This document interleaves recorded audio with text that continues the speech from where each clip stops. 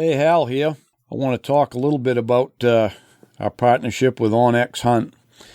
I've been using it for a while now, and if anybody knows me, they know I'm not a very techie person, but the OnX app is it's a real time saver. I remember the days when we poured over topo maps everywhere we was going to go and stuff, and I don't do that quite as much anymore. Where it's really helped me is scouting, whether it's deer scouting, a moose, or even turkey hunting in the spring, which I do.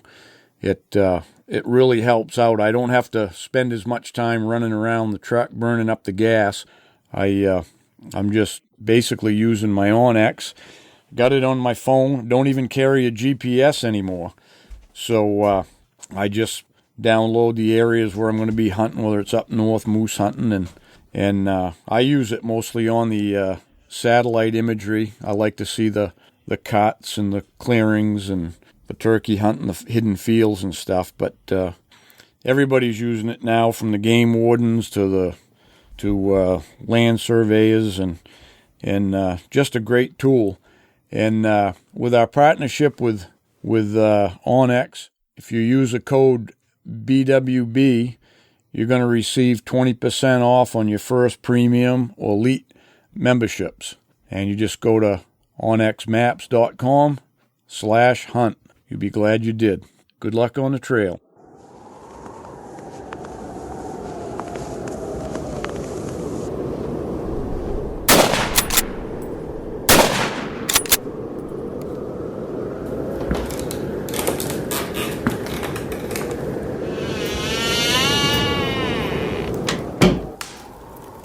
This is the Big Woods Bucks Podcast. Come explore the big woods and timber in North America with your host, Maine Master Guide and deer tracking expert Hal Blood. Listen to Hal and co-hosts Lee Libby and Joe Cruzy as they unlock the secrets of big woods whitetails. Each episode will provide valuable insights into the tried and true system Hal has used for the last 40 years to scout, locate, and hunt mature big woods bucks. Listen and laugh as the crew discusses Hal's legendary adventures and learn how to apply a lifetime's worth of lessons from the big woods to your own hunting and outdoor adventures. Welcome to the Big Woods Bucks Podcast. I'm your host, Hal Blood. My co-host, Joe Cruzy, sitting here with me. Hello. And some of the other team members on our Alaskan Moose hunt. And today, we're being broadcasted from the hangar at Port Ellsworth, Lake Country Lodge. And we just got back out of the woods yesterday. That was the last day of the season, and we could have come out today, but we figured we were running kind of tight on the schedule, so out we came. So we're waiting on our flight back to Anchorage, and we thought we'd give you a little review of our hunt. So we flew out in groups of 2. It was me and Jason DePlazo, Joe and Lee Shands, and Jeff and Mark Woodman. We went to the Winds and got our moose hunting in. And Jeff was the first one on the board. Opening day, right? Opening day. Yeah, getting it done right off. Polish lock. Yeah. We probably ought to have him tell his story since it was a quick one. Yeah, it was pretty fast. Yeah, we spent the first week, Mark and I, scouting all the high cuts, just like you and Jason. First week? Yep. Well, the first few days, sorry. And just glassing those big long draws and those alders. Then we found this one area that was down below the tent, probably about a mile. And I just came out and told Mark, I said, we're going to kill our moose down there. He said, what do you mean? I said, don't you worry. It's you hung with me now. It's Polish luck. We're going to kill it. He goes, yeah, all right. So we had found another area way down on the other side. It was about 2 miles away, Mark, that one swamp. Yeah, probably about 2 miles. Yeah, about 2 miles. Just nasty getting to it. Oh, it was horrible getting there. We hiked down in there. We had a 4 or 5 caribou come up from behind us. We took videos of that, and we decided at the end of the day to go back to that one spot. So at that point, it was just spot and stock glassing. So we sat up high, and we're looking down this long draw, and at the bottom there was kind of like a blueberry patch area and some ferns. Was it 0.8 miles? Yeah, 0.8 miles down there. Where we were sitting to Yeah. where the moose came out. So and that's the area I said we're going to kill our moose. So we're just sitting there. We're both glassing it. I was glassing this area over here. I just glassed the whole thing, swept it. Mark was sweeping it. He looks over that way, and I look right back, and boom, the moose was standing right there. Just come up out of that draw. I said, holy shit, there's one right there. So we're looking at it. First I saw the rack, then I thought it was a cow, then he said, no, it's a bull. He says it's a pretty big one. So he was glassing it, and I was putting my boots on because I was trying to get my boots dry. I had them off, so I was tying them up and said, let's sneak down there. How far? He was 0.8 miles Oh, down. it was all the way down. Yeah. So the wind was blowing down towards him. So we cut into the woods. I said, let's cut into those alders, go through that nasty stuff. We fought all the way down through there, got into the ferns, snuck all the way down in the ferns, and we came out basically crosswind away from him. And we popped out to where we thought he was, and he was gone. So I said, well, he was headed this way. He might have went down off into that lower swamp. We went over to the edge. I did a couple calls. There was no response. So I said, well, he had gone this way, right through that clearing. I said, we're just going to follow. We just followed, kept going. I made another call. We didn't hear anything. We went another, probably 100, 200 yards. And I just caught him walking through the ferns. I said, well, there he is right there.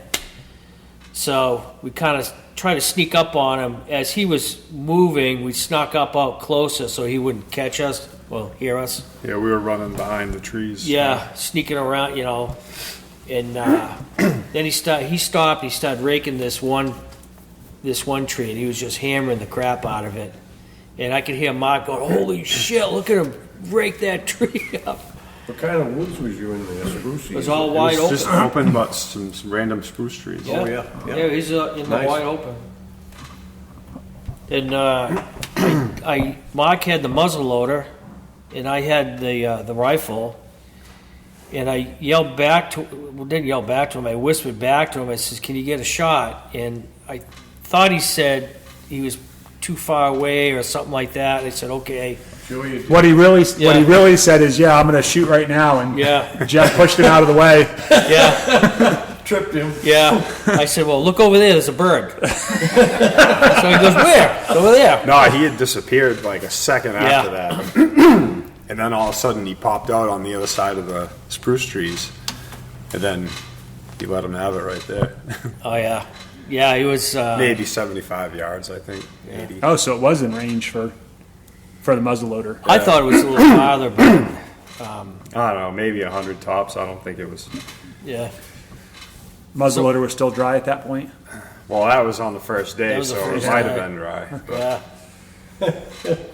So I let him have it. I threw 2 quick rounds right at him, right through his lungs. He went off. I'm so used to if they're running, you just keep laying the lead down till they stop. So I was laying everything down at him. Then, Shoot until they don't wiggle. yeah. Then he went behind. He went into that thick kind of back brush. I couldn't see him. Then I just saw his antlers go down. Then I waited a little bit. I said, "Well, we went over there, stuck up around him." yeah, he maybe went 40 yards. Yeah. He was a nice one. He had some just big daggers coming out of the bottom. It was kind of impressive looking. What was the spread on that one? I don't know. We tried using the muzzleloader barrel and measuring it, and I was like, it's got to be 58 to 60, but Yeah. we didn't have a tape measure. So We didn't have a tape measure. Yeah.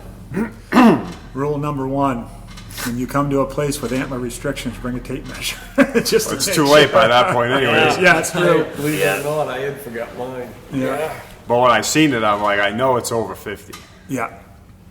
And if you're not going to shoot it, I will. Yeah, so the area that we're in has, it's out to either have 4 points on one brow or 50 inches wide. So Yeah. you got to make sure because they're serious about Yeah. their laws here. So Trophy area. So if you told them it was 2 barrel lengths, that's not good enough? Yeah. Well, he was 2 muzzleloader lengths. Did he have 4 on the brows? 2. 2 on each side. 2 and 2. But they were, they were hanging right out there. They were quite long. Yeah. Yeah, from the looks of the pictures I saw and everything, he probably never would have got the No. brows like that. No. A lot of times when they're younger, they'll have 2 and then they develop into the 4. But that one, I think he was just Yeah, he was a good mature boy. He had beautiful long points. yeah. So we may as well stay on your guys' hunt, as painful as it might be. Yeah. Yes, so I think Tuesday after that, 2 days after, Jeff kept telling me, we're going to call one of these mornings and the bull's going to just respond. And so we go down there and he calls and place? instantly, right? Same place. Right? So good luck. Shit. We were standing within 200 yards away. He shot his and he calls and he responds and he's coming on a string. And as he's coming up, this heavy fog's rolling down in the valley. And I had his gun, the 300, and because it was all so wet. Oh, yeah. Like, I need better. Right, it was all the sunny odds where got to we be were. in my favor as much as possible. So I bring that gun, and the bull finally steps out, I don't know, 75, 80 yards broadside. Yeah. I can see him perfect, and he's definitely a shooter, and I can't see him in the scope. And probably 3 seconds later, I think he winded us, and he turned, and he was gone. So that was the end of that. So, had a So peep sight. that's what I said. Next Yeah. time, I'll bring a peep sight. Yeah. That was the shot I was waiting for the whole time. Yeah. With my peep. I would have had him easily. Yeah. So, what was it, a couple days after that? We had been hunting down there every day anyways, and a little going off a little ways from there. A lot of moose sign. We knew they were there, so we kept going in there, and it was the afternoon on, Thursday, or I don't know what day it was, but it was raining out and miserable. Like, we didn't even want to go down there, but, like, we got to go anyways. Yeah. We're going down to sit in the swamp. So I'm like, we haven't been seeing anything, so I'm just going to bring the muzzle loader because I probably won't need a gun anyways. That's the spirit. But I can see through the scope. So Well, I had Trigicon, so. I bring the muzzle loader. We don't bring the rifle, and we go down in there, and Jeff's my guide, so he's in front. And we break out into the thick stuff into the swamp, and I just see antlers like 100 yards, and the sun beaming off them. And I'm like, Jeff, get down, because I wanted to pull the gun up and shoot, and he's in front of me. And then finally, he hears me, and I'm like, there's the bull right there, and he Squirrel. ducks down or moves out of the way, and I pull up and I shoot, and Was he broadside at that he was point? broadside, perfect. It couldn't have been any better. If I had the rifle, he was dead. And it was sunny. I would have been able to see out of the scope too. So he, I don't know, went 20 yards more and just stood there, and I'm reloading the gun. I get it all reloaded, and I get up and I walk over a couple steps, and he's standing there again, broadside, and I shoot, and he kind of jumped and ran and took off, and I thought maybe I hit him, but we could find nothing, Oh, I didn't realize that you got reloaded and Oh actually yeah, shot. but the problem is when I reloaded, I forgot the wad that goes over the powder behind the bullet. Yeah. So I don't even know where that bullet went. The first shot he took, when he But shot, it had to have been wet because it just didn't sound like it had all the energy, And that gun had been sitting in the tent in that humid moisture, and I should have known better to just shoot it off and reload it. But Well, one thing I've learned Take in the my barrel. limited experience out here is always have, for a couple of reasons. You guys were down on near the Mulchatna River, which is loaded with bears. so right, having Your wet muzzleloader's not going to do the trick if a big grizzly comes out, even though you probably had pistols. Oh yeah, Having we that did. rifle is nice backup. So everywhere we went, we had both of our guns, even after Lee shot his. Yep. Well, we typically had both guns Yeah. all, with us all the time. It's just that. You always know when you don't. I definitely learned a lot of Yeah. lessons, and I'm gonna come back and Yeah.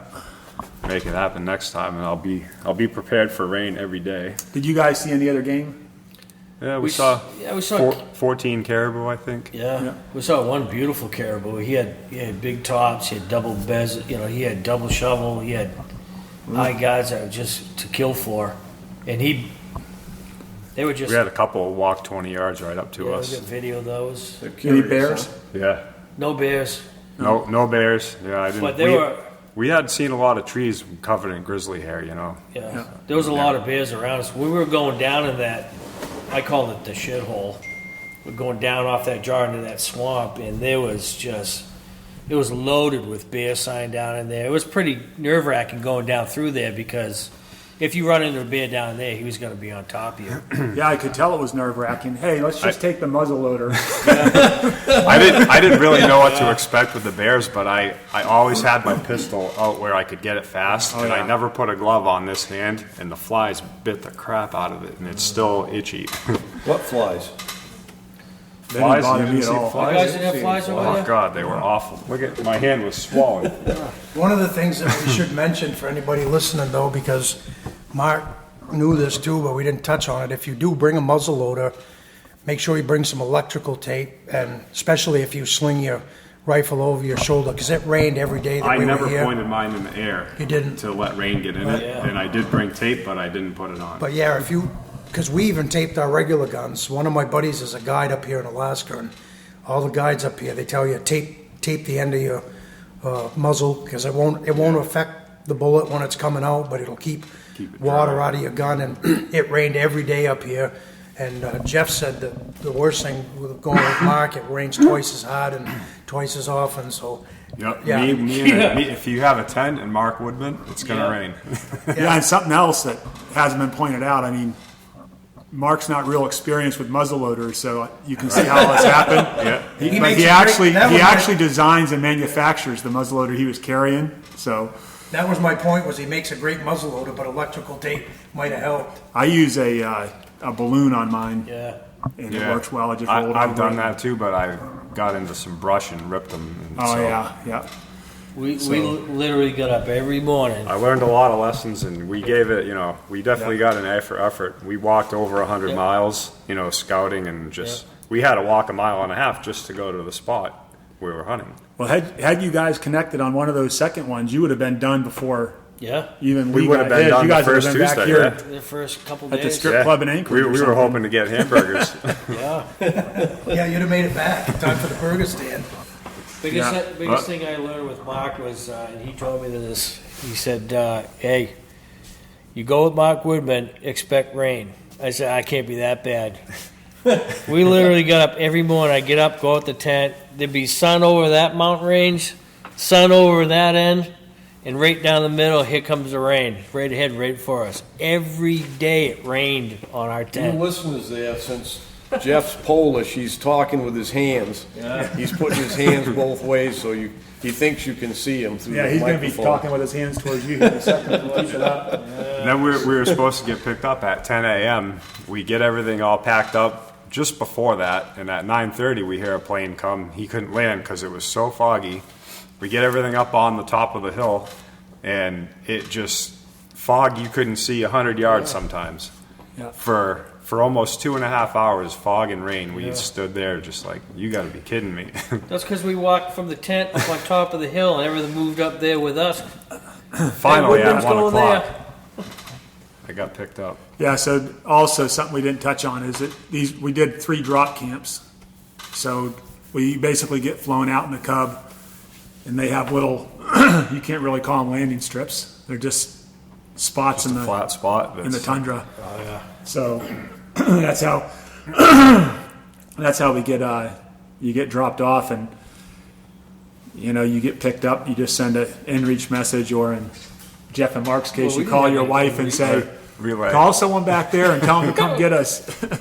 Mark called his wife up, Cassandra, and says, Cassandra, can you call over there and ask them what time they're picking us up?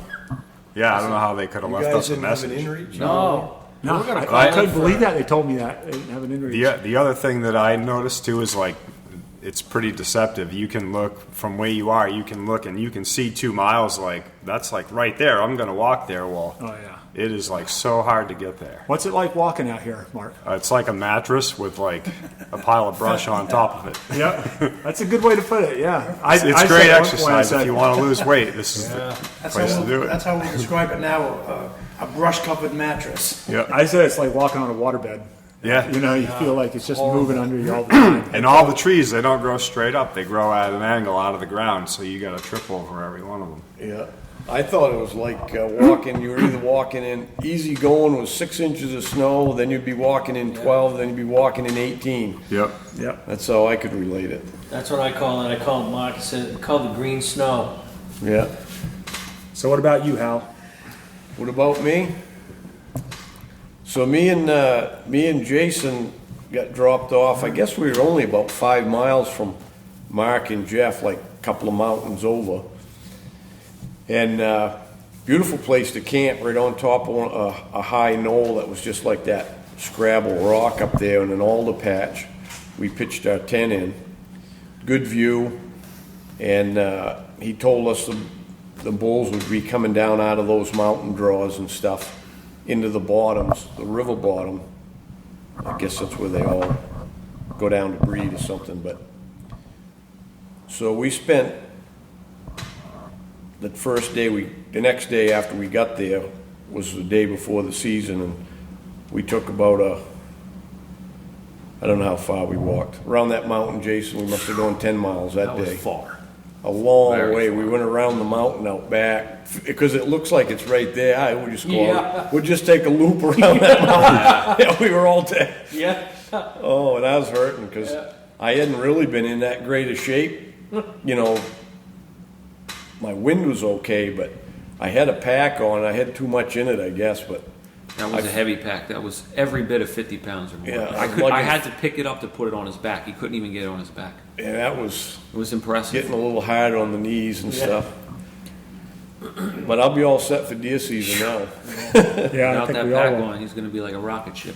That was So we did that, scouted and glassed up there. We didn't see anything. Oh, we saw a caribou that day. Oh, and a bear. The first day grizzly. we saw a grizzly in the distance, big one, and then a caribou that day scouting. You get good footage of the grizzly? No, I got some footage through with my spotting scope, Yeah. on my mount, but it wasn't very clear because he was pretty far. Because we were both sitting there trying to think about how to get footage and forgot to send the drone out because it was the day before the season we could use the drone, And until after the fact, like, why the hell didn't we send the drone out there, No wind, it was perfect. Yeah. Perfect day. Yeah, we watched him he's a long time. He just was feeding across the blueberries, and he rooted around a little bit, and then he'd go a little further. But he came from you guys' direction, actually. He came from the mountains. He pointed where you Like guys the rain were. over our side. Yeah, he said a little too foggy and rainy over here. How big was he? Big. I mean, at that he was. I bet you he was 2 miles away, huh, Jason? That was a long way. Yeah, it was far. And, you could see good enough to see that it was big, even at 2 miles. The way he walked, and he kind of rolled and stuff when he walked. But I guess what Jeremy said was that they're the inland brown bears. Yeah. They're bigger than, he calls them the little grizzlies up north or whatever. But he was big. And so anyways, we did that day, and then we found that, we went over the opening day into that drainage. There was a lot of these, it was a main drainage that come up where we dropped around that mountain, and we spent the day there glassing all of the drainages there, and, we'd move up, get to see another drainage, and I didn't see nothing. And that's kind of what we did we never saw a moose for 5 days. 5 days, yeah. Just Not up high, a glancing. moose. And then when we got walking, like, to get from drainage into these different drainages, you had to go through some of them. and there really wasn't much for sign, you know. There was no, we could tell when you'd get in there in the willow and there'd be little bog ponds and stuff, there wouldn't even be a track around any of the ponds or nothing, you know. And I'm like, they might be coming through here, but they ain't staying in here. So we kind of had to shift our way of hunting a little bit, because we were thinking they'd be in there and eventually they'd come out, but they just weren't in there, you know. Yeah. So the next day we decided to glass the bog from camp like you guys were doing away from us, and it was down probably 1,000 feet below us, and then down in that flat, and that bog was probably 2 miles long and pretty wide. It might even have been a mile wide. I mean, it was huge. And I was finishing up, getting ready to get out of the tent. Jason walked over to look over. You couldn't look from the tent. You had to go about 100 yards. And he went over and come back for something. He went back. He was only gone a couple minutes. He said, "There's a moose in the bog over there, a bull in the bog." So I went running over, and it was a good one. It was a real big one. From what I could see at a mile, I could see it sideways, and I could tell it had a long palm, and it turned his head just enough. It was wide. It was a really big one.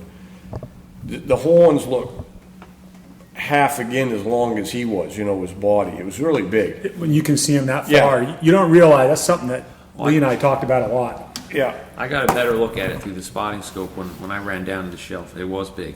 When it turned away from me, I was like, oh, God. Yeah. Yeah. But Jason ran down. I had to go back and get my pack, and he ran down. You had to go kind of like along the shelf and then drop to the lowest place without getting in the alders.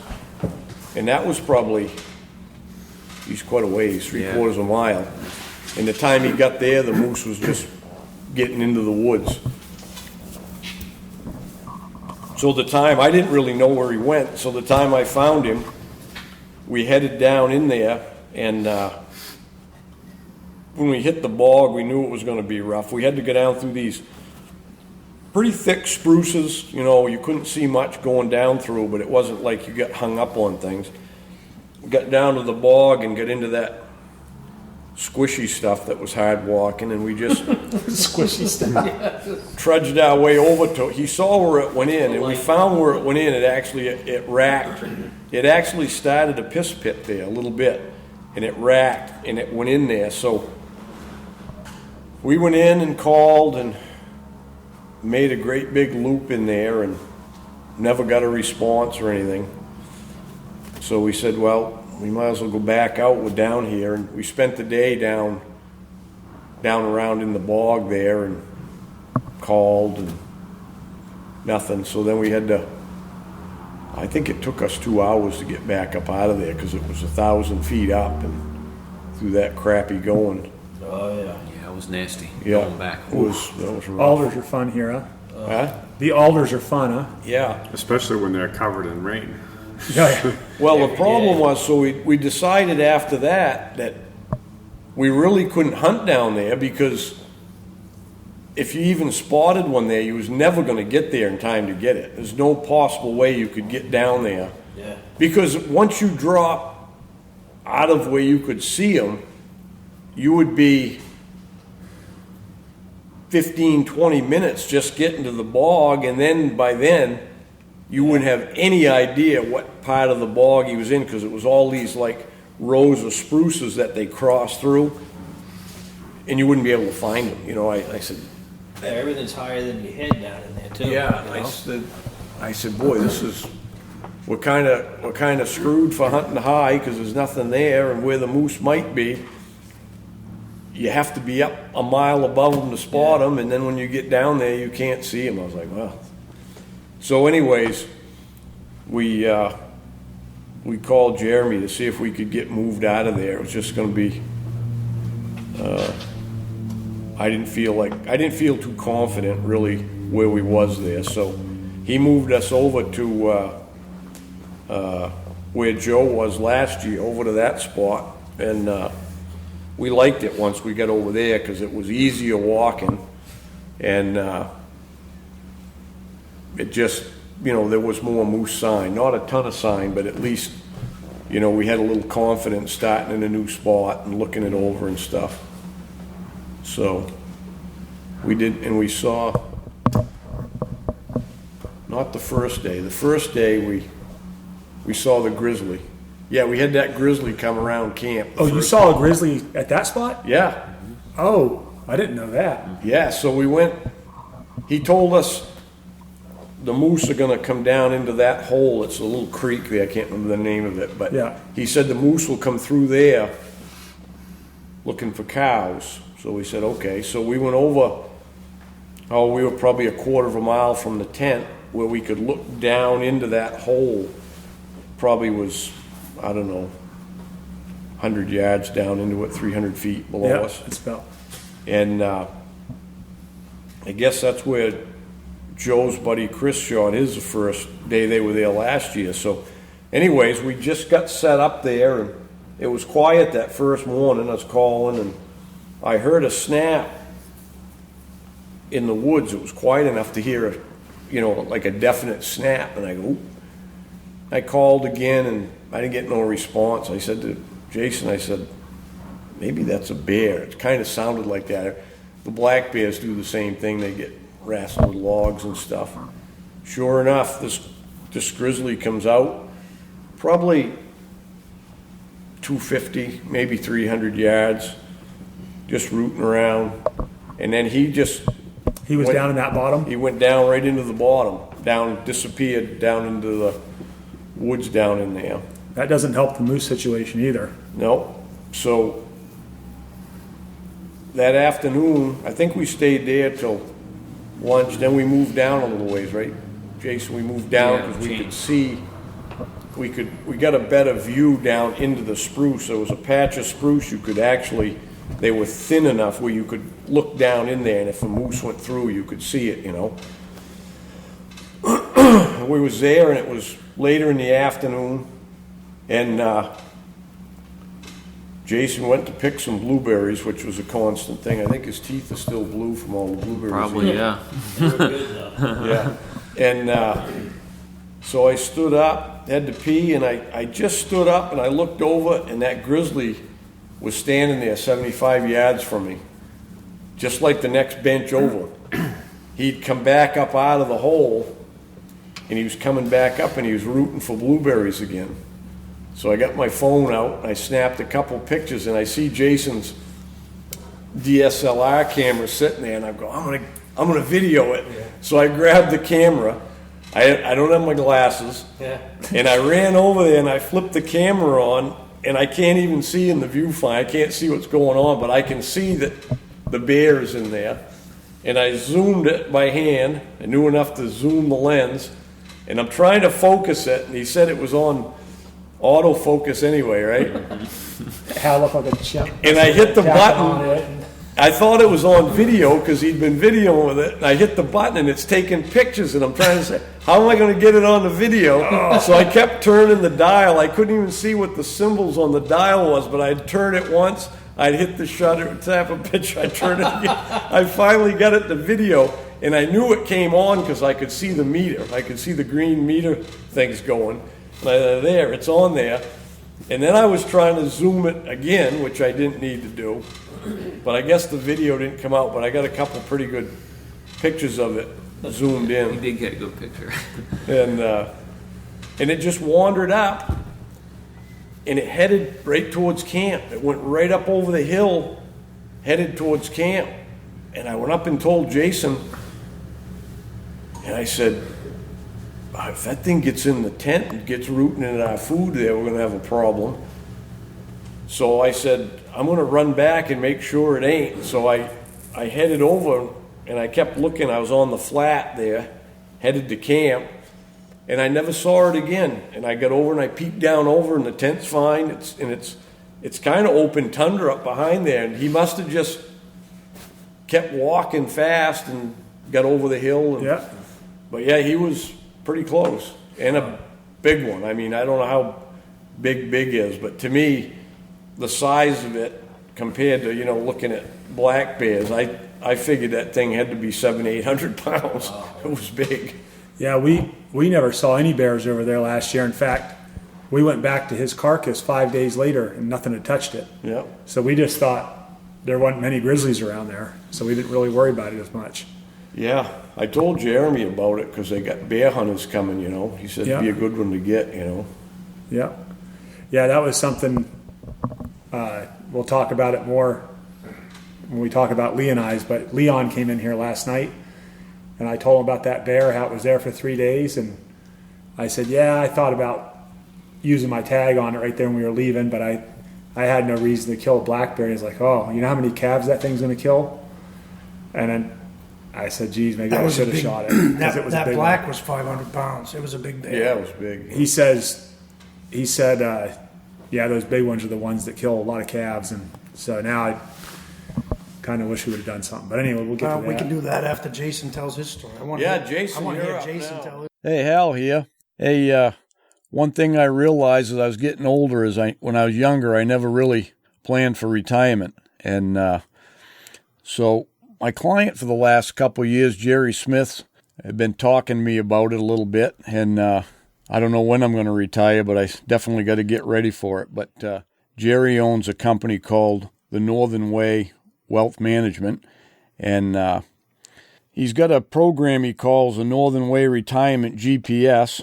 And it's a way you can plan to get your finances in order and live your best life, which means time in the woods to track down some big bucks.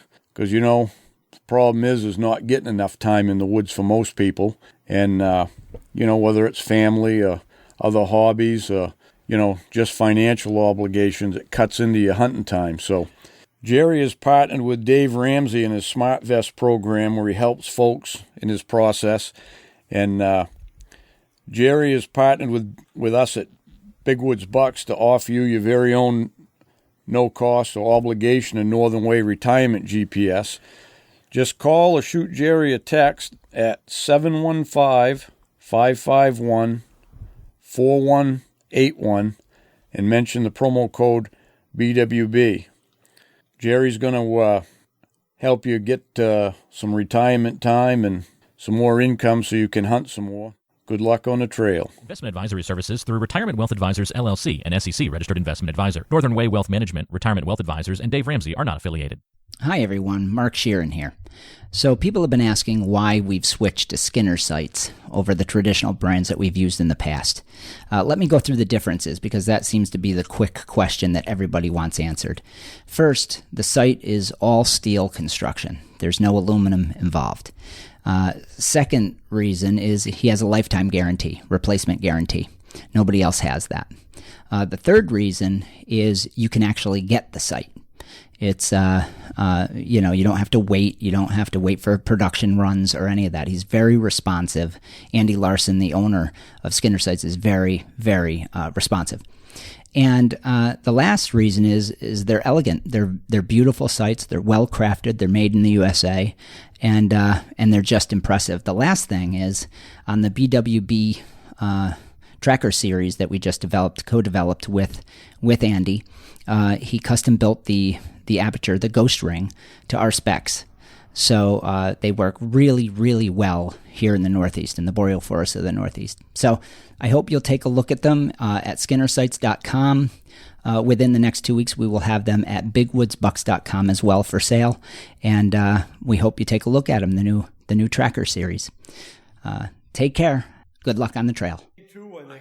Yeah, well, I had 2 encounters. I hunted with Hal the entire time because, he's like, Jason, I want to help you get a moose. I want you to get a moose. And I thought that was really nice of him because, he's paying all that money to go out there. And he wanted, was focused on trying to help me get mine. So I was with him the whole time. And then one time he was like, all right, well, I'm going to go scout around. And, I feel for him. He's a walker, he wants to explore. I mean, so do I. But so he left to go, explore this one spot. Maybe we would sit there later. And so he left and I'm there by myself. I've never even called to a moose, before. So he leaves, and because I'm cursed, he's gone, and I hear whoa. And I'm like, oh my God. And I look down and I see a moose and it has antlers. And I'm like, oh my God. So I look through the scope and I see it looks pretty nice. So I run down the side hill, tried to, stay out of the bottom and call him from the edge like you're supposed to do, which I did. And I gave out my first bull grunt. I tried to do a whoa. And he came in and he walked towards me and he stopped. And I'm looking at him. And it wasn't a giant, we don't know what it was. I'm not a moose guide, so I don't know, I thought it was maybe 50, but it didn't have the 4 brow points, so I'm like, oh, where's Hal? Because I'm like, if I dump this moose and it's not legal, it's not going to be cool. So I didn't shoot, and I wanted to shoot because I don't need a giant moose, I just want to kill a moose, but I estimated it probably wasn't 50. It was probably just under 50 is what I thought.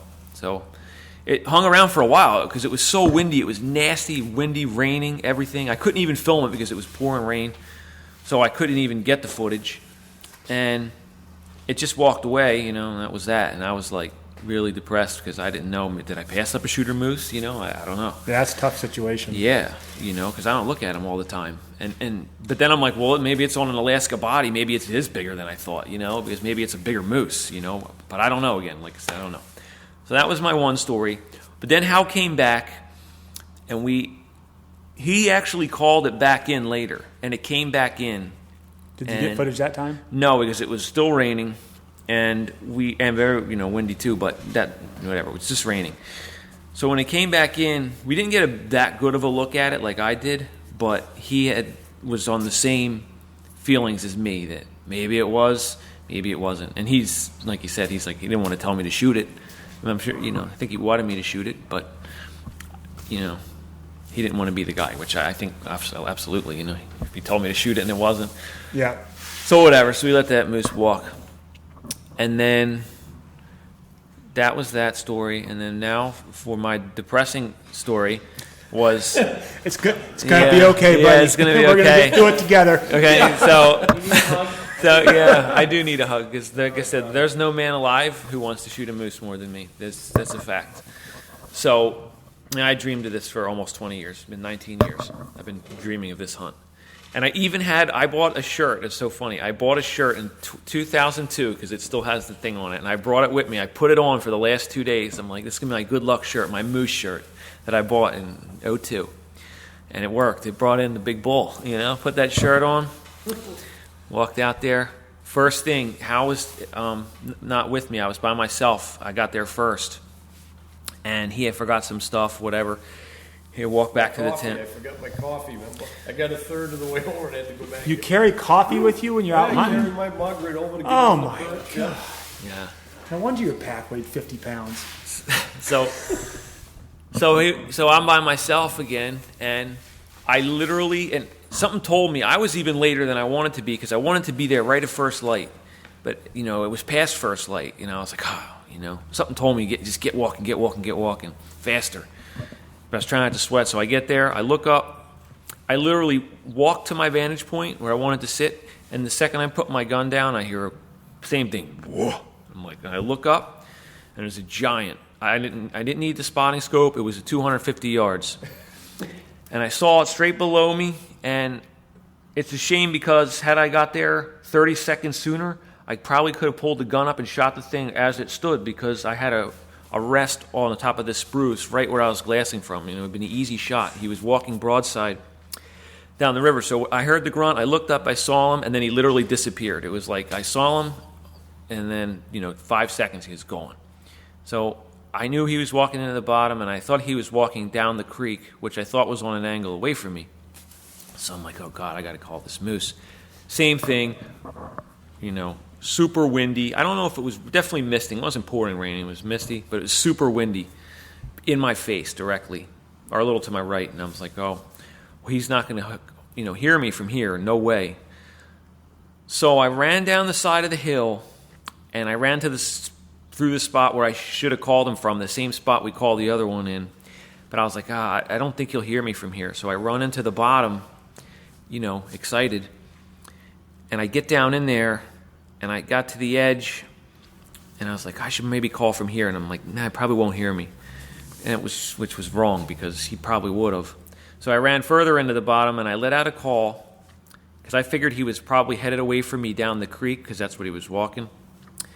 So when I called, he had to be within 100 yards of me. And he wasn't to my left walking away from me. He was to my right. And I called, and he came running in. I mean, just crashing, running over trees.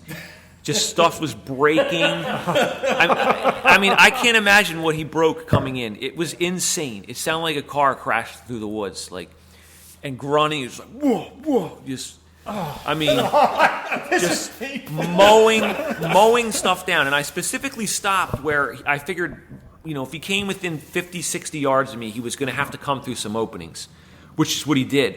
But he was going so fast when he came in that I couldn't shoot at him. I mean, he was almost like on a run. So he's coming in, going through these openings, and I'm like, I said, I'm going to kill this moose. And when he finally stopped, he stopped behind a spruce, and all I saw was, I don't think I could see his face, but I could see giant antlers on both sides of the spruce, and no body the way he was facing. He was like facing me kind of. So I have the gun up, and he's at probably 40 yards, and my scope was fogged, but I knew it would probably fog, so I had I had some tissues in my pocket, and I wiped it off real fast. Heart beating at all? Oh gosh, yeah. I mean, everything was like, I couldn't believe this was actually happening, because I was like, I'm not going to get a moose. I thought I wasn't going to get one. We hadn't really been seeing anything, and I'm waiting for him. All he's got to do is step to the right, or even if he walked back the way he came slowly, I would have shot him. And then he stood there and he didn't move, and I'm like, what the hell's going on? And then I realized, you idiot, the wind is blowing right to him. Because I should have stayed up high, because then he couldn't have winded me, because my wind would have been blowing down the hillside. But he winded me. And he just turned around and he walked straight away from me behind the spruce, and I had no shot. And then when he kind of got away a little bit from me, I tried to bull grunt at him, thinking maybe, piss him off. So I let out a little bull grunt. And then when I did that, I think it scared him, because then he ran. I heard him break another tree. and he was gone forever. And it was just really depressing, because, had I tried to call him from up high or even at the edge of the bog, he would have been dead, because there was an opening to the edge of the bog to my right. So even if he would have came downwind to me, he would have had to have stopped. To call up my wind, you would have had to, been in an opening. So it was real depressing, I just didn't think about the wind when I ran down in there. And that's why I didn't get him. I mean, I still could have got him. I mean, that's a lesson learned for next time. 100%. You're coming back. Yeah. So that was my story, and that was. And you're sticking to it. Yeah, and it's no moose for Jason. I did. I did cry. Yeah, man. Thank you. Appreciate it, bud. Yeah. Now, Thank he's you. telling you that he's giving you a hug to console you, but Yeah. he's been away from his wife for 2 weeks. That's all that long blonde hair. And Yeah, exactly. chubby there. Yeah. Exactly. We all really feel for Jason on this, because I think every one of us really wanted him to Yeah. get us moose, and Yeah. it's just painful when that happens. Painful. Sometimes things just keep lining up. Things were lining up right for you, but then little things go the wrong way. And Well, it's just, what's the odds of that? Yeah. I mean, I'm behind him like 10 or 15 minutes. Yeah. And that moose has got to be there then. You know what I mean? Yep. It's just the timing is I kept terrible. I kept asking Mark. I probably ask Mark every day, because I wonder how Jason's doing. I wonder if he's still loving life over there, and just that experience when you were flown out. When Jeremy said that you flew out there, you had a life experience flying in the plane over the mountains, and he turned the radio on, and he was telling me that on the way out. I just thought that was the coolest thing. It was emotional flying out there, because I had never seen anything like it. I've never been to the West, let alone Alaska. And when we were flying into that thing, like, these feelings came over me, and it was like life changing. Like, I couldn't believe that existed. Like, it was insane. I just wanted my kids to see it. I felt like they you weren't want to there. share it, right? Yeah, I felt it was like unfair. Like, they need to see this. This is the most I'm an outdoors guy. I love the woods. Like, that's what I grew up in, and that's me. And that was like next level. The scenery out here, you can't even imagine. It's to die for. I think that's kind of why we're all sitting here and you guys are here now. So I felt the same way last year. I said, the guys got to come see this. This is it's just. And you're right. And Jeremy he's got a stereo. He plays over his phone and he plays music in the headset. Yeah. And he told me right off last year. He said, I'm a child of the '80s, so hopefully you like '80s music. Oh, yeah. And it seems like every time he always has the right music on. You can't describe it. When you're in that Cub and you're flying and the music's playing in your headset and you're looking around, it's just as good as the hunting. It's just amazing. Yep. So, well, after that, Jason wouldn't give up that spot on the point. I give him credit for sitting there because the wind blew steady the rest of the time, right in the teeth of it, and he wouldn't leave that post. I mean, it was the worst place you could sit because the wind was right in your face, and the rain, and couldn't get out of it. But he sat there hoping another one would show up down in the bottom there. But God love you, man. Yeah. Wasn't meant to be. Now you're going to go home and kill another state record, right? Yeah, that's the plan, man. That's the plan. So, anyway. Last but not least there, Lee. And there was Lee and Joe. Lee and Joe, yep. Lee made Joe coffee every morning and I don't even think rubbed his feet at night. Well, that's what I told Joe. I'm going to name my bull the Joe and Kelly bull because when Joe got back from the hunt last year, and I don't remember exactly when it was that he called me, but he said, hey, I'd like you to come up to Alaska with me on a moose hunt. And I was still getting over the fact that it took me 40 years, a lot of the listeners know, it took me 40 years to draw a Maine moose permit. I've been guiding moose hunters for over 20 years, but to get my own permit, it took me 40 years to get it.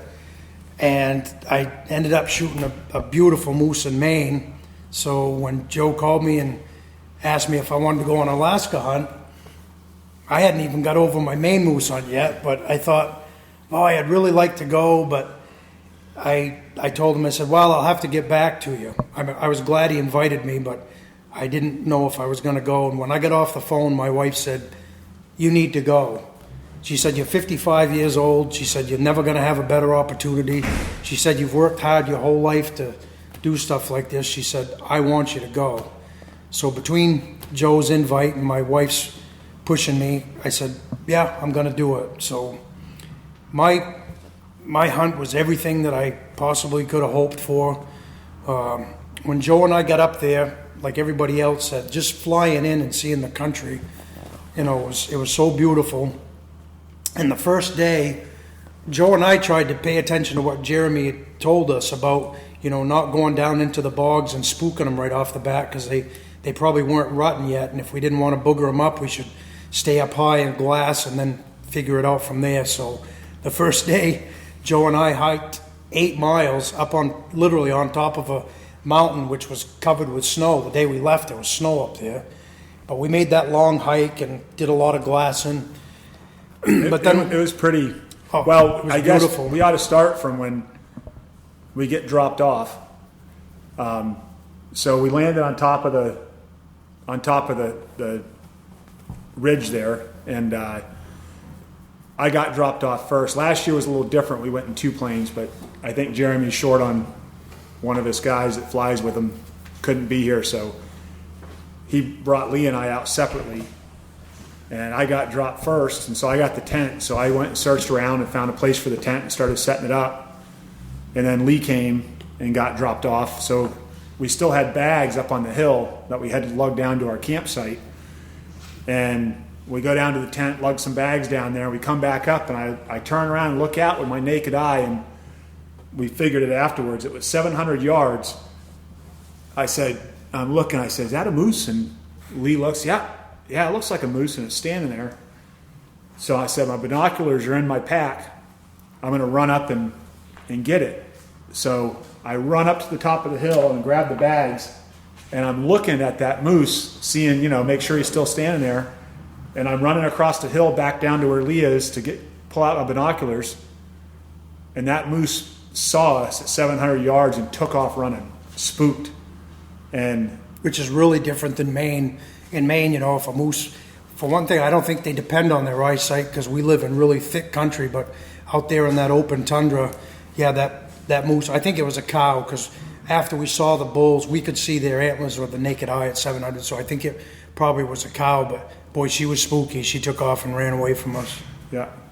So anyway, Well then, so we hike up on the top of this mountain, and it's literally so steep, plus the fact that you're fighting alders to get up in there. I mean, their alders growing clumps worse than they do in Maine, and so we worked really hard that first day climbing the mountain and everything. Well, then we got back to camp, and we decided that, you know, there were moose down in below the camp too, and so the next day we decided that we're just gonna, you know, get up on this little nubble and glass. And so I walk up out of the tent, and Lee's right behind me, but I said, I walked up about 50 yards, there's a spot you could turn around and glass from. I said, I'm just going to go up and glass real quick.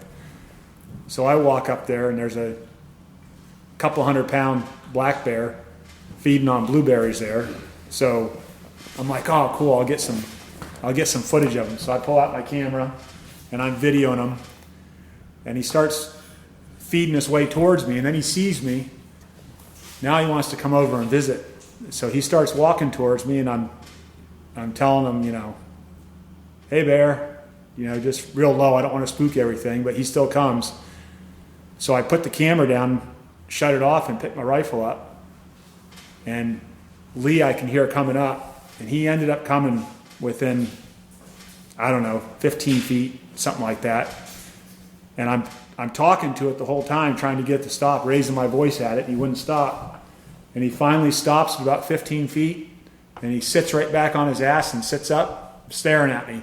And there I am. I got no camera, and I'm like, this would be the most unbelievable footage. And I hear Lee coming up, and I'm saying, come on up, Lee. And I'm talking because it wasn't spooking him for me to talk, so I'm just saying, come on up with your camera. I need you to get this. Meanwhile, I've got my bead right on him. And, you know, a black bear typically, especially in Maine, we never worry about them as far as being dangerous, but they told me after I told them about this that you got to be careful of them also. the black bears up here. Yeah, so anyway, that ran off, and then we walked another 40 or 50 yards to where we were going to glass from, and I mean, before we even sat down, I looked with the naked eye. I said, there's a moose right there. It was 400 or 500 yards, and put the binoculars up, and it was a bull, and we knew right off it wasn't a shooter. I said, no, that's not a shooter. And then the more we glassed, and we're looking in the spruce trees behind him, and we could see another antler there, and we said, yep, there's another bull there. And that one, just from seeing one palm, it was a shooter. Probably a shooter. But that kind of helped us make up our mind that if we stayed up on that little nubble and glassed, that we would be able to probably, what we were hoping, it didn't turn out that way, but there was a little meadow in below us, and Joe had put his rangefinder down in that meadow, and it was just about 250 yards. So Joe and I are both moose guides back in Maine, and both got a lot of experience calling, so we thought we could call one from the top of that hill down into that meadow. It would be in range for I had my 35 Wayland sighted in for 250 yards, so we thought we'd be good to go.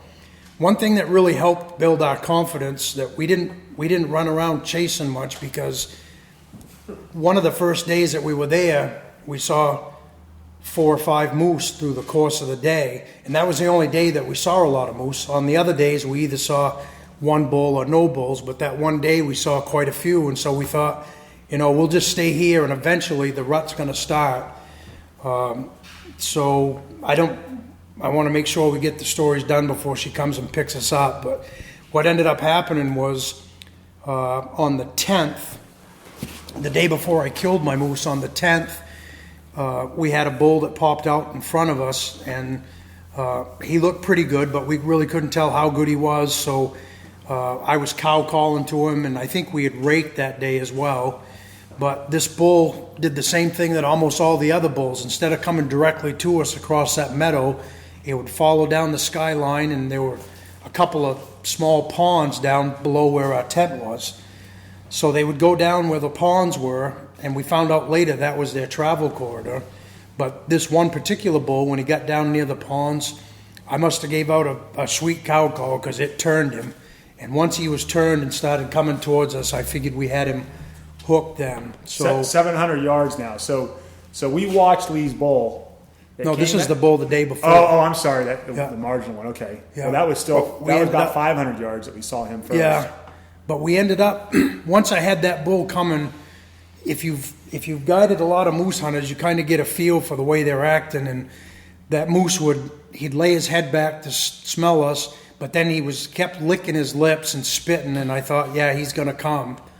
So he ended up coming up close enough to us. He was inside of 150 yards, and at that point, we'd looked him over enough that we knew he was probably a legal bull. He was 50 inches, maybe a little over, but he had beautiful wide palms and long points. It was a beautiful bull.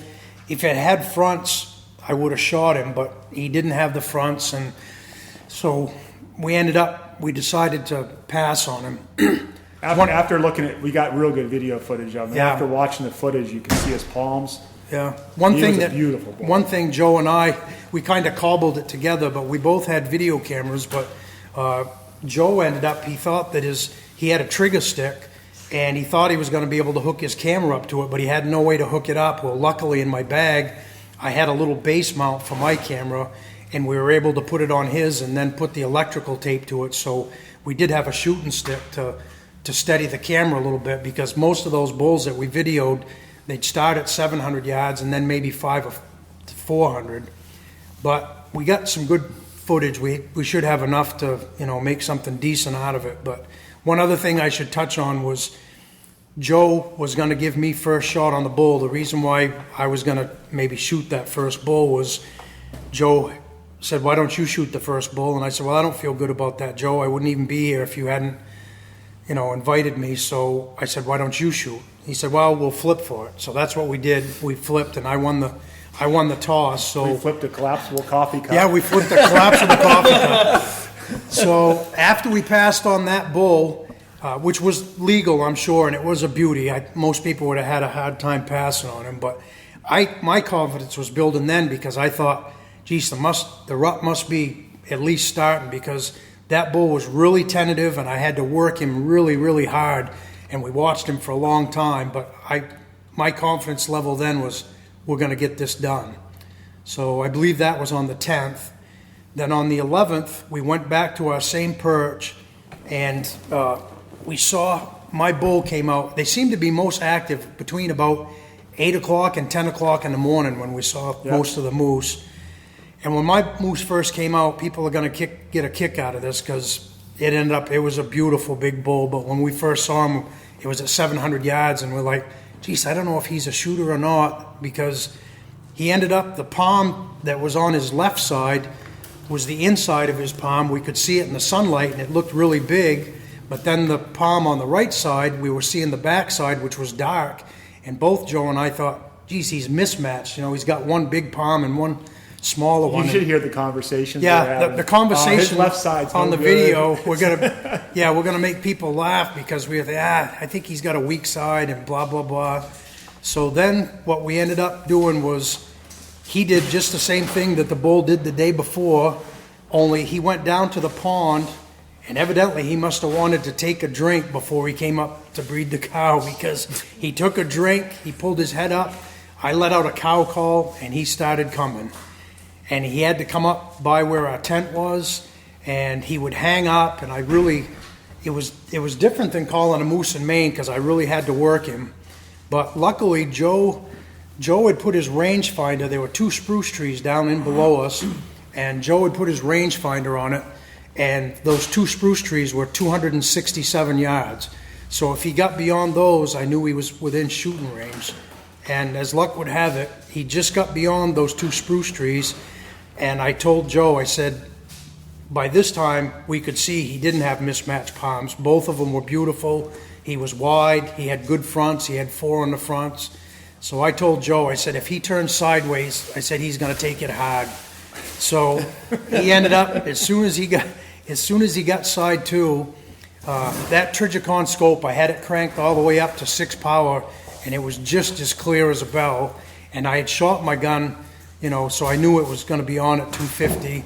And I put that on his shoulder and fired, and when I did, he hunched right up. And then as he turned and went away from us, I think I got one more in him a little further back.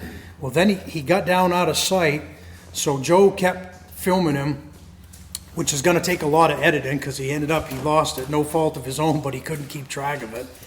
I ran up on the hill above him, and he came out in front of me one more time, but it was probably at like 300 yards. And I pulled down on him and fired, and it just went click. Well, we found out later I jacked the shell out. I had a dud round. I've never had that happen on a big game animal, but I actually had a round that didn't go off.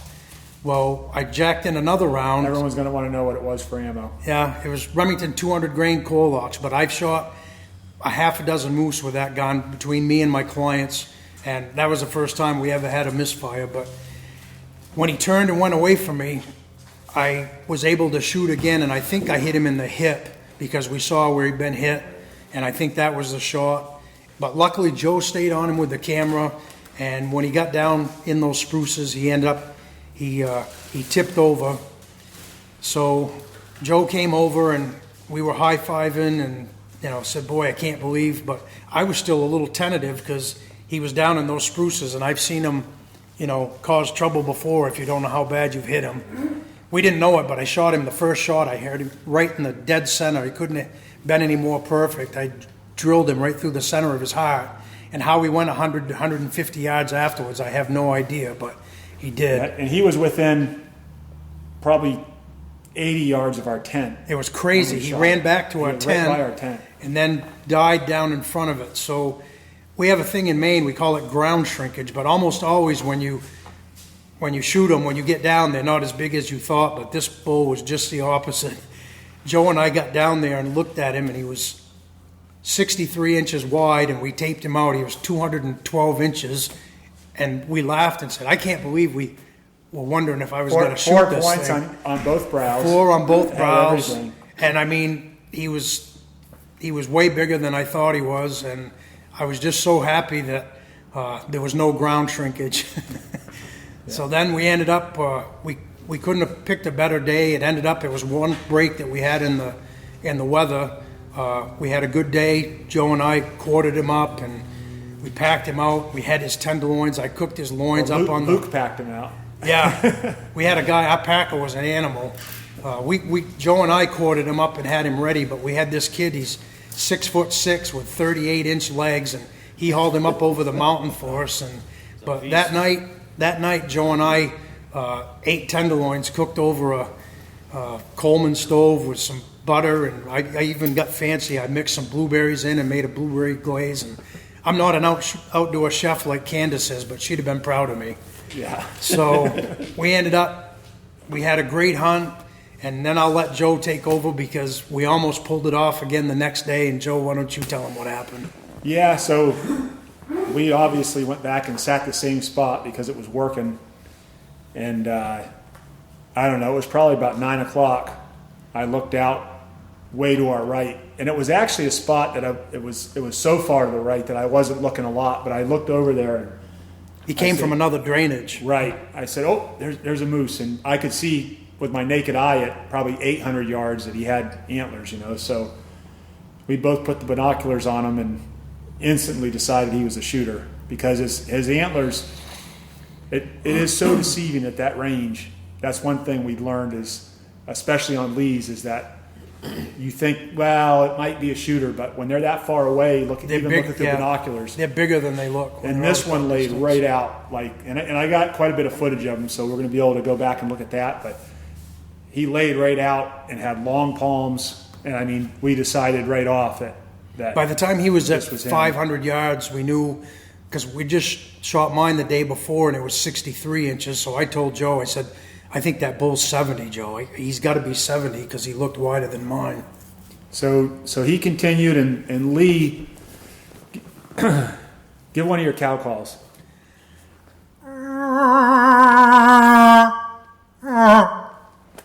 Lee's got the best cow call you'll ever hear. And I know moose, they're not picky sometimes, and we all call moose in and everything, but it's a sweet cow call out there when you're in the woods and that thing's casting out across there. Well, he started calling and the bull was coming, and he wasn't coming fast. He did like every other one did. He would come 60 or 80 yards and he'd stop and he would look. So moose, they call it echolocate, where once there's a call, they know where it's coming from instantly, and they pinpoint on it. That was the one thing, looking back now, we would have changed, was being high on that perch, we could see all the moose, but then we had to call them uphill, which they don't like that. They had to come up a steep hill to get to us, but they could look, and I think if we'd have had a cow decoy, we could have finished off probably every bull. I'd bring one next time. They would look up and couldn't see a cow there. They knew where the sound was coming from, but we were nestled in behind a little bunch of alders, but they just knew there wasn't a cow there, and I think that's why they were tentative. But yeah, go ahead, Joe. So he would come some and then stop and look, and then I think you started raking a little bit, but cow calling too, just a little bit, and Lee kept saying, he's like, oh, we got him, he's coming, he's going to come right up. And we didn't really know exactly. We knew Jeff got a moose, but we had no communication with Jeff and Mark. And we knew that Hal and Jason had got moved and weren't seeing much stuff. And really, to be honest, the thoughts that go through your mind, I was thinking, man, it's just not going to be right if we shoot two big bulls and everybody, and you guys hadn't got one yet. And it's just, it's one of those things that you think about when it's all happening, because I was that sure that this moose was coming, and so was Lee. And so, but I was going to shoot him. So anyway, he stopped, and Lee was going into camera mode at that point, I think. Right. He was getting the camera out, and I was watching him. No, I was actually rolling the camera at that time, and we were transitioning anyway, and he was still out a long ways. He was still at 500 yards or so, 450, 500. And he turned and started going sideways to us and walking back behind the hill where they all disappear to. And I just gave a cow call because Lee was tied up doing something. And we don't know if it was my cow call. We don't know if he smelled the carcass, because we noticed that Lee's carcass stunk bad, and someone had told us they spook from that sometimes. Or if he just realized there's no cow there, and I know it's not a cow, so I'm taking off. But whatever it was. Well, I tried to console Joe, because Joe's got a good cow call too. It doesn't sound like mine. So if Joe's cow call spooked him, it wasn't because it didn't sound good, but it might have been because it didn't sound like mine. Because I've heard, everybody's a little different, but if you stick with the, what got you there, you're fine. But I really think we found out later there was a 500-pound black bear that was on my carcass, and that thing stayed there. It took it a day to find it, but then it stayed there and it wouldn't leave it. So he might have either seen, heard, or smelled that big black bear that was on the carcass. Well, then we found out later there was a cow down over the hill, because when we went down, there was a cow down there, and she wasn't calling like I was, but she'd go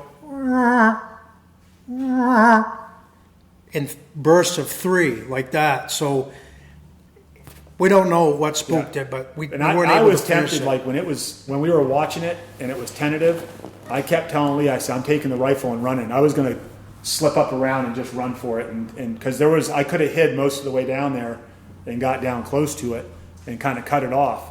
But my problem was, is we were so exposed on this hill, had I got up and gone anywhere, he would have busted me. So that just wasn't an option at that point. But we did, after he went behind the hill, we left our packs and everything. We grabbed the guns and we hauled ass, and we ran all the way down there and went down where he was, and really, he was moving so slow when he finally went out behind the hill. I thought he'd be right there and we could challenge him with a bull call and rake a little bit. But that was my plan when we got down there, was because I heard that other cow, but this bull, he had to be the dominant bull in the area, because I think he was at least as good as mine. He was a pig of a bull. Yeah. So what I thought I would do is, when we got down there, the first clump of alders we got to, I was going to grunt and rake and try to challenge him to come back, but we just, Yeah, didn't work. So we hunted the next, and I felt pretty confident at that point. We came up with a game plan the next day. I said, I looked at my Onyx, which out here, that Onyx is, for us anyway, it was invaluable because we figured it by looking at that. We used it for a lot of things. We used it for ranging. We used it for seeing how far we were, because we're always cognizant of the pack job that you're going to have to do or that someone else is going to have to do to get the meat out of there. And, you can't expect someone to pack a moose out 2.5 miles. So you kind of got to think of that stuff when you're out there going after them. And so we used it for checking distances back to the landing strip. We used it for ranging how far they were when we were calling to them. But I also noticed when I looked at the aerial of the area, with the pattern that we saw with all the bulls we were seeing, they were crossing from one drainage to another, and they were basically going through the same spot. So I said, well, tomorrow I'm going to go down there and just sit under a spruce tree and hunt them like a deer. It's kind of funny. I tell them the game plan was Joe went down, because by the time we figured out that they wanted to go between those two ponds, that was their travel corridor, Joe still wanted me to go up and, because I could see and call up on my little perch. So I had a fluorescent knit hat that I was wearing to bed each night to keep my head warm. So Joe said, I'll look back, and if you've got your orange hat on, I'll know there's one coming. So that was our signal, was if he saw the orange hat on, he knew there was a moose coming. Because we were probably 450 yards apart anyway. Yeah, so if we'd have done, hindsight's 20/20, but if we'd have done that the day before, Joe, it would have been so easy. But, you live and learn from each experience. It's all the lessons. But yeah. We use the Onyx mostly for the finding those patches of alders and seeing how we could navigate through them, because you'd come to a wall of alders and it just looked like there's no escape, but you could bring that down and you could see there's a spot, maybe it was only 20-30 yards to the next little opening or something, so you could figure out right where to duck into the alders.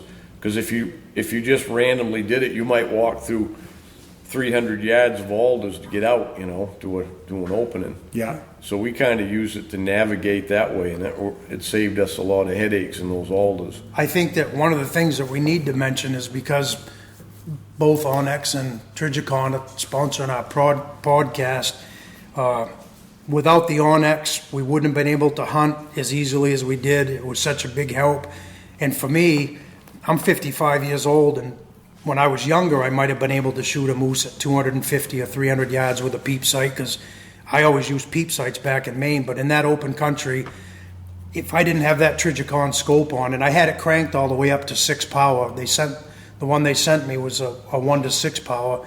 I don't think I could have hit that moose at 300 yards if I didn't have that Trigicon scope. I mean, that thing, it laid right in there, and it was nice and clear. It was nice. And I kept telling Lee, I had that 450 Marlin with the Skinner peep on it, and it had a nice bright white bead on it, and I said, I want to put that white bead against the side of a moose so bad, because it's I would have used the Trigicon. We had it with us all the time if they were out of range. I was good. I figured 120, 130 yards I was going to shoot them with that lever gun. But well, we actually, going back, if we'd have known, of course you don't, but the first moose that we passed on, I feel confident. I think that was like 130 yards. It's a big target. If we'd have known, we probably could have shot him with that Skinner peep sight. Oh, yeah. But it was nice to have. We had so many bears around our camp that once I shot my moose, I didn't go anywhere without that Marlin 450 that Joe had with that Skinner peep sight on it. I'll tell you what, that gives you a lot of confidence when you're going through a thicket and you've got a 6-pound rifle that's got 3,400 foot-pounds of muzzle energy or whatever it is. With that Skinner peep, we were all set for an up-close encounter. And we saw a lot of bears. They were all black, fortunately, because we didn't want to see a grizzly. We didn't care about having that experience at all. And in fact, one of the first nights, the first night we were there, we had those camp chairs, and I sat in it, I pushed down on the handle, and it broke the chair. So I just took it and gave it to Lee and said, put that outside. I don't need that anymore. So he set it outside the tent. Well, then Lee had a problem with his cot. He was trying to level it. So I said, "Oh, take that broken chair and you can put it under the, level it up." I said, "Where'd you put it?" He says, "Just outside the tent." I'm looking around outside the tent, I don't see a chair here, I'm looking everywhere. Well, I look off and it's over in the brush about 30 yards away. And He just lugged it off. So we didn't know whether it was a black or a grizzly, and Lee was he was a bit nervous. Well, the first night we spent in camp, and we had a bear that came right by the tent, picked up the chair and dragged it off in the brush. It was probably that same, and it wasn't a small bear. It was probably a 200-pound bear, but the one that came and sat down in front of Joe, evidently he wasn't scared of Joe's scent. He must have smelled it in that chair, and he picked it up and lugged it off in the brush and cuddled with it that night. Yeah, so anyway, then we had that bear. So whenever Lee and I we started hunting down in the bottom more. We were hiking down there each day. And whenever we come back up, we had to come by that moose carcass. So we were really paying attention every time we come by. Well, we came by one night, and all of a sudden that big head came up. And we're not going that way. Because I think we were fine as long as we gave him some room. But had we gone near that carcass, he was going to defend it. And so we got up, and for 3 days, we videoed him and stuff. He was sleeping right next to it. We were right up above him at our tent, looking down, and he would sleep right next to it, and I'd whistle to him, and he'd pick his head up, he'd look around, then he'd just put his head back down and go to sleep. He was fat and Fat and lazy. Yeah. That was a big bear. That bear was probably 500 pounds. Well, we better wrap it up. We're getting our ride over to Yeah. the shuttle back to Anchorage. Well, I don't know about you guys, but I'm looking forward to coming back someday. Yeah, so hope you enjoyed our adventure as much as we did. If anyone's interested, you can message me direct for details of the hunt. If it's something someone wants to go on, just shoot me a message on Facebook or whatever, or anyone on Big Woods. And He probably won't give up his hotspot, but you can message him. oh yeah, I will. Yeah, I will.